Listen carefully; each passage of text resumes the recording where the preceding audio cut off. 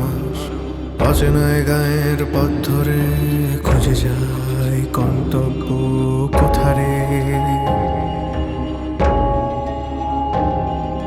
মেঠো পথ চারিপাশ আধারে ঢাকায় মাস অচেনায় গায়ের পথ ধরে খুঁজে যায় গন্তব্য কোথারে।